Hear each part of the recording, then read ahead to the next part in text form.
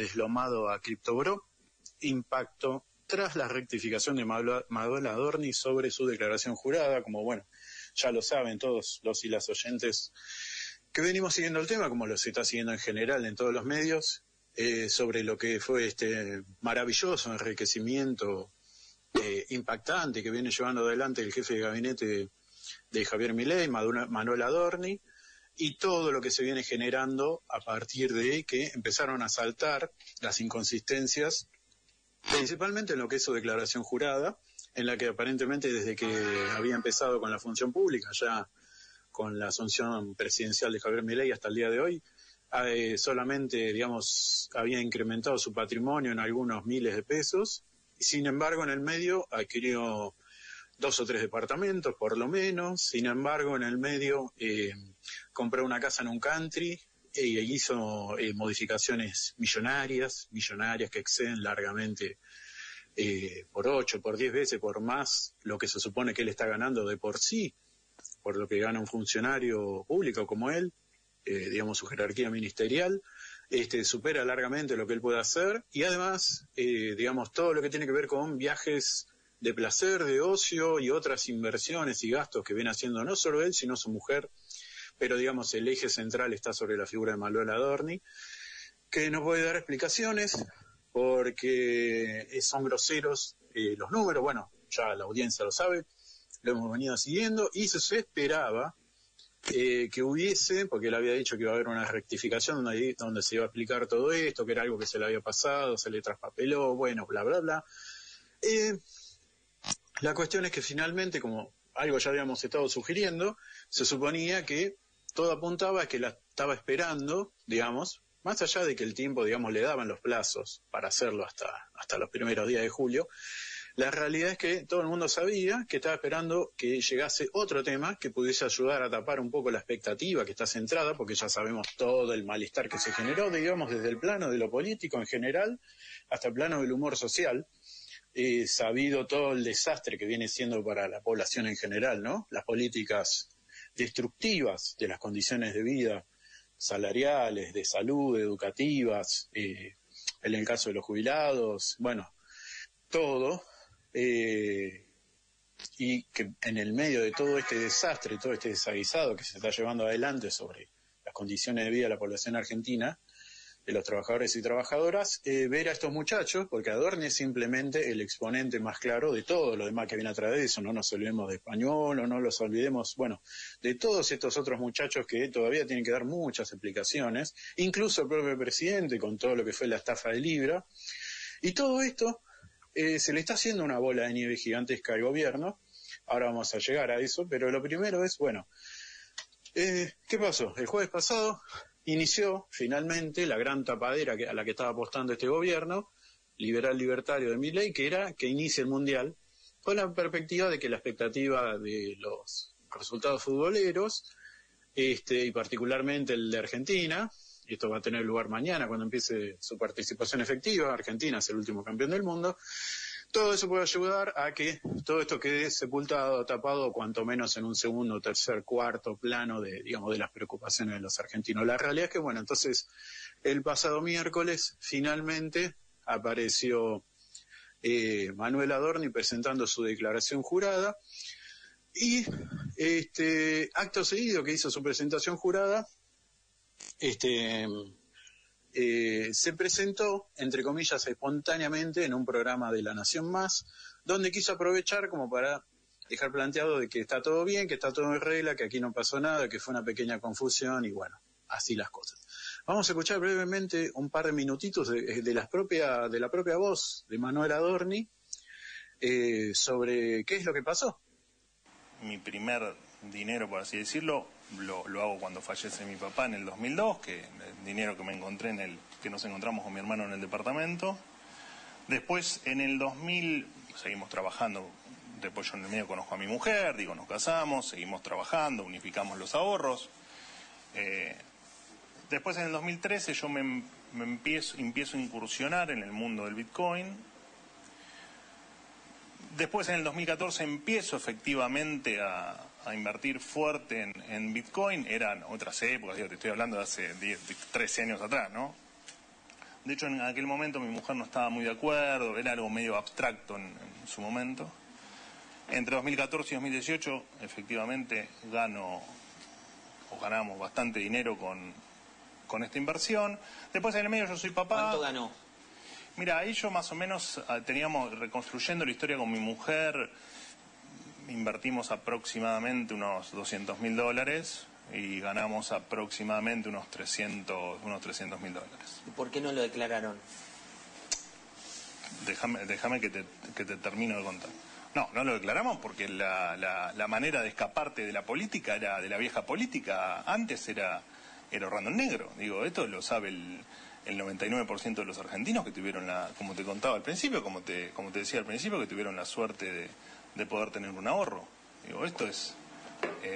no se me hubiese nunca ocurrido ahorrar en blanco, menos aún en aquellos años. Y efectivamente voy arrastrando el error, que desde ya hago un mea culpa. Por supuesto que cometí un error. De hecho, voy a pagar hasta el último impuesto que me corresponda pagar, hasta la última multa, todos los intereses, todo lo que devenga de este error. Pero ni soy un chorro, todo lo hice en la actividad privada y de hecho nunca tuve un cargo público. Jamás en mi vida tuve un cargo público, ni mi mujer ni yo. Mi primer cargo público fue el 10 de diciembre de 2023. El 10 de diciembre de 2023 cuando el presidente Milei me convoca. ¿Puso su renuncia a disposición en el marco de todo este tema? No, sí pensé en renunciar, apenas ocurrido los acontecimientos, pero las renuncias de los funcionarios están, en mi caso y en el caso de todos los que estamos en el principio, desde que uno asume, en mi caso el 10 de diciembre de 2023, están a disposición del presidente. El presidente lo único que tiene que hacer es aceptarla. De igual manera, sí, al principio pensé en renunciar. Lo cierto es que, más allá del apoyo, como te decía, absolutamente incondicional del presidente, que siempre me dice, de hecho, hoy hablando con él, me dijo, yo hago lo que es justo, y lo que es justo es que un tipo honesto se vaya. Y lo cierto es que es injusto, dice usted, que un tipo honesto se vaya. Exactamente. Y lo cierto es que en aquel momento, cuando se me cruzó por la cabeza renunciar, y después de charlar con el presidente, y con Karina, y con varias personas más, entendía que yo no me podía ir. Que no me podía ir. ¿Qué lo llevó a pensar en renunciar? Yo era una persona... Bueno, es el primer impulso que tiene uno, es el primer gesto que tiene uno, decir, bueno...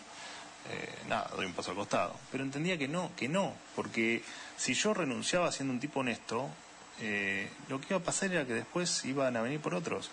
Y también entendía que no era un tema, entendí en ese momento que no era un tema más grande que que mi denuncia o que me acusen. A mí me dolió un montón que me traten de chorro. ¿Sabes lo que es que te traten de chorro después de venir 25 años laburando un montón y ahorrando y esforzándote en el sector privado, que das un paso para cambiar la Argentina y que te traten de chorro? Es terrible. Y entendí que no me podía ir, Bueno, ahí escuchábamos una maravillosa aplicación de primera y que deja claridad, ¿no?, sobre todo lo que pasó, aparentemente. ¿Por dónde empezar? A ver, evidentemente se quiso armar toda una estrategia, pero digamos, uno esperaría que con la buena asesoría, cuanto menos de un contador y de un abogado, así digamos pueden saber, digamos, cuáles son los márgenes o los límites legales con los que pueden operar, y por otro lado, un buen contador para saber cómo poder dibujar o bueno, hacer figurar las cosas de un modo que sea relativamente coherente para que parezca, todos sabemos que esto es una estafa, obviamente, que esto es corrupción, y que básicamente él y su mujer se han enriquecido de modo absolutamente ilegal, vaya uno a saber cómo, pero digamos, creo que no hay sorpresa, obviamente, ¿no? Esta gente, digamos, se está manejando con vueltos, ¿no?, con cosas que evidentemente han llegado de modo espurio, propiedades, bienes, viajes, favores y demás, que obviamente no se condicen con los números que presentaron. Sin embargo, de las 10.000 posibles explicaciones, porque lo que en todo este tiempo hubo fue especulación sobre cómo se iba a hacer esta situación, cómo se iba a resolver, porque aparte esto sirve para que otros y otras que están en la misma situación, recordemos que la administración de Javier Milei está llena de funcionarios, secretarios, ministros, subsecretarios, funcionarios de diverso nivel que están en la misma situación, porque si hay algo que ha hecho esta gestión es la de entrar a hacer un descarado robo a mansalva, principalmente con lo que son los bienes públicos, ¿no? El dinero que aportamos todos y todas, quienes por lo menos estamos escuchando acá y somos laburantes, sabemos que básicamente esta gente se está enriqueciendo a partir de eso, y obviamente con el beneplácito de sectores del sector económico más concentrado, ¿no? Que son quienes le dan estas pequeñas dádivas, ¿no? Estos beneficios. La realidad es que, bueno, lo de Adorni está sentando un precedente, y bueno, van varias cosas al respecto. No nos vamos a poner a analizar acá centralmente sobre qué o no hizo bien para dibujar estos números, que son indibujables, por ponerle un nombre a la cosa, pero sí vamos a destacar algo. Este muchacho que hace tiempo criticaba el tema de las bitcoins, ahora de repente parece ser que desde hace años era un especialista en el manejo de las mismas, y resulta que tenía una fortuna que se había olvidado, porque aparentemente todo esto, él dice que lo tenían, el dinero que ganó, lo tenía olvidado en un pendrive. Yo si tuviese algún dinero extra ganado de esa manera, yo creo que no me lo olvidaría. No sé cómo hace alguien para olvidarse $500,000 o más, o menos, lo que fuere, para quienes por lo menos... nada, la tenemos que vivir todos los días peleando. Pero bueno, este muchacho se olvida de esos millones y de repente se acordó. Por otro lado, él también quiso justificar con una herencia familiar. Esto había sido el primer paso que había hecho en su momento para rectificar la declaración, aunque obviamente no cerraban los números porque él hablaba de una herencia familiar que le había dejado dinero a su padre. Bueno, ustedes lo escucharon en el audio, pero resulta ser que una investigación del CONADMON, un periodista de La Nación, veamos quién, digamos, lo está persiguiendo este muchacho, resulta que sale que el padre de Adorni al morir se dejó una cantidad importante de deudas sin saldar, es decir, no dejó riquezas, dejó deudas. Entonces no cierra por ningún lado, y particularmente otra cosa que hizo este muchacho fue plegarse al régimen de inocencia fiscal, una ley que en su momento sacó el año pasado Esper, otro que también está en la mira y en la acción de la justicia en estos momentos. Bueno, con eso básicamente lo que se hacen es cubrirse, porque digamos el régimen de inocencia fiscal, simplificando, a lo que apuntaba es básicamente a que uno puede presentar dineros sin tener que dar muchas explicaciones, porque esto formaba parte de un plan más amplio que le interesaba al ministro de Economía, Caputo, que era que la gente presente, particularmente sectores empresarios y demás, dinero no declarado, porque así se podían hacer de dólares. La realidad, y nadie va a hacer muchas preguntas de dónde salió. Esto incluía que el dólar podía ser por trata de personas, narcotráfico, venta de armas, lo que quieras, lo que se quieras. Total, nadie va a preguntar. Bueno, esto hizo Adorni, y al hacer eso, por otro lado, al reconocer que no lo había hecho, está incurriendo en un delito por omisión maliciosa, que le cabe a cualquier funcionario público, porque eso está estipulado. O sea, encima lo reconoce, por lo cual ya se autoincriminó. Bueno, veremos cómo sigue todo esto, pero más allá, digamos, de lo que vaya a ser ahora el berenjenal en el que se metió Adorni para tratar de zafar de todo esto, hay consecuencias. La primera es que en la reunión concreta de la mesa política y del gabinete, ya parece que nadie le está, del gobierno me refiero, ¿no? Nadie le está hablando, nadie le cree, por supuesto, no le creían antes y ahora le creen menos, porque además con todo esto terminó como de dejar manchadísimo al resto de funcionarios, porque lo dejan en una situación insostenible. Y recordemos que el presidente, que se está rajando las vestiduras junto a su hermana y viceversa, por defender a Adorni como sea, la pregunta es, ¿tanto hace falta defender a un tipo cuando además este propio tipo y además el discurso con el que llevó al poder la Libertad Avanza, los liberales y libertarios, fue el de precisamente acabar con la corrupción, tratar de destruir todo lo que ellos denominaban, ¿no?, los curros de la casta, que precisamente es todo lo que ellos mismos están llevando adelante.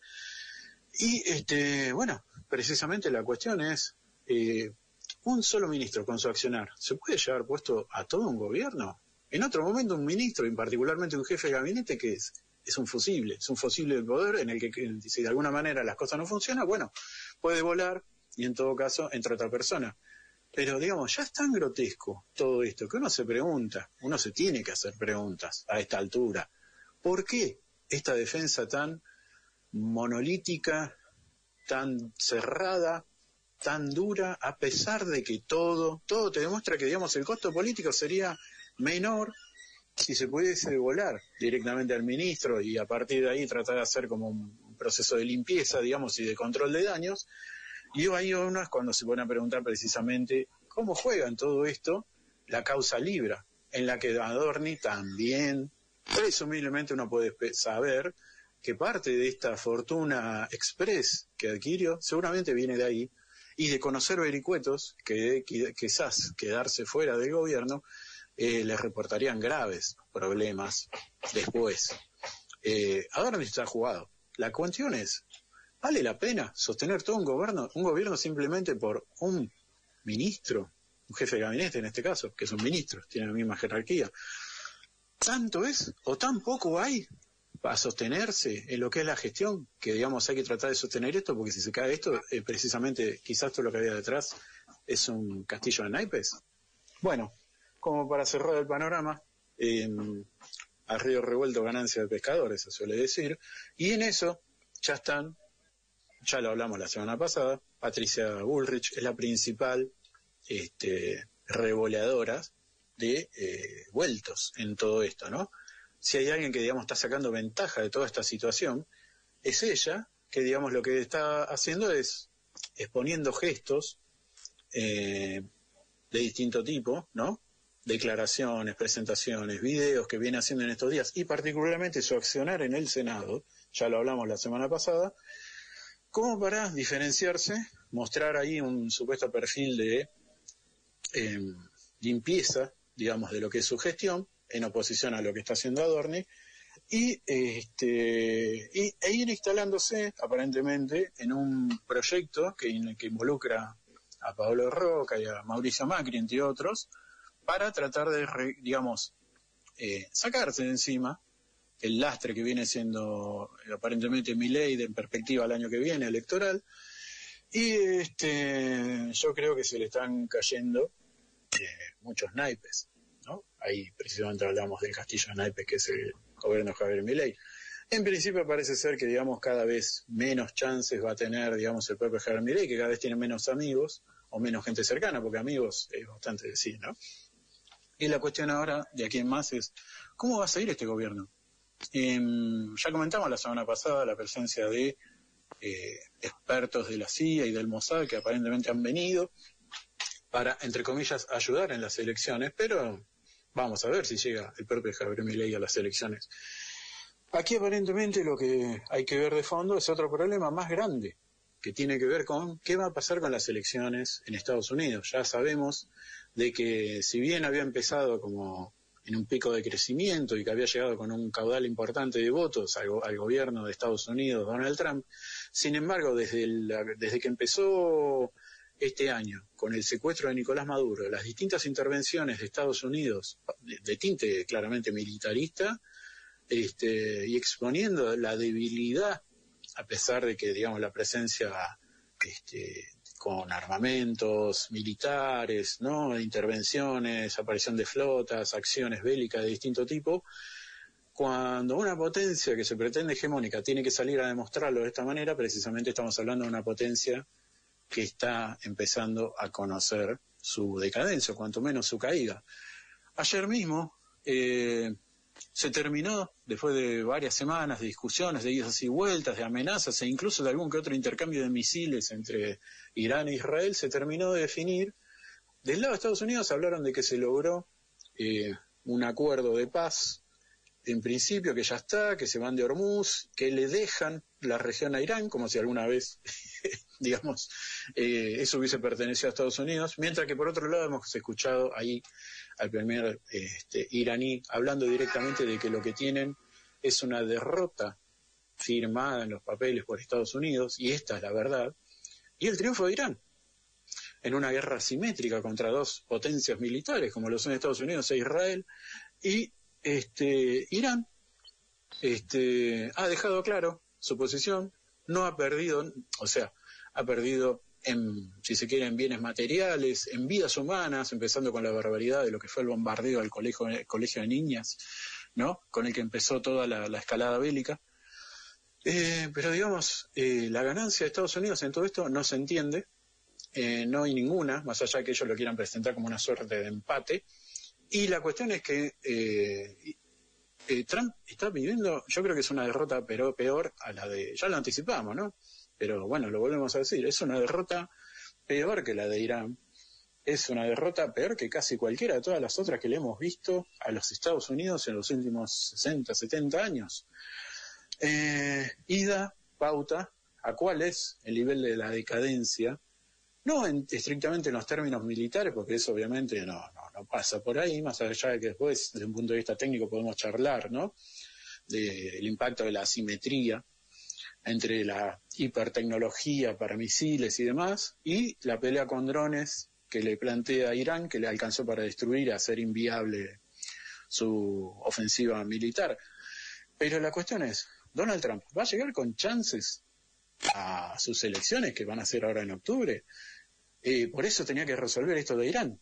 En el medio de la mascarada del mundial que está pasando ahora, donde siguen pasando igual barbaridades, como por ejemplo el maltrato a las elecciones de Irán, de Uzbekistán, digamos, un mundial normalmente se supone que es la oportunidad para mostrar una cara de orden, de certeza, ¿no? De potencia. Lo han hecho casi todos los países en donde se celebró un mundial.